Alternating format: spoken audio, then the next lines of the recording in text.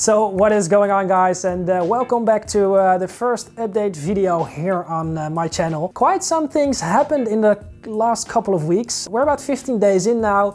And I already placed some corals in my tank. I will explain everything, but before we start, I want to thank you guys because we're almost at 100 subscribers, and that's amazing after the first video. So if you're not subscribed to the channel and you're watching this video, I would be very pleased if you click on that subscribe button and also that bell notification. So things have changed. My first plan initially was to do a first cycle for 4 to 6 weeks and even maybe longer if it was necessary.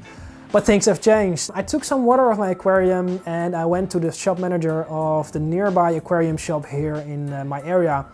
And we found out that all the water levels and even the salt water level were pretty good. So I decided to buy 2 small corals and 2 small crabs and even a sea star to put some life in the tank and see if it will stay alive and stay healthy, because that is the most important thing. I will show you everything in this video. If you liked it, please let me know in the comments. If you had feedback or any tips, also let me know in the comments and put the thumbs up so we can spread the word and also our videos to a new audience, and I hope to grow this channel as big as possible.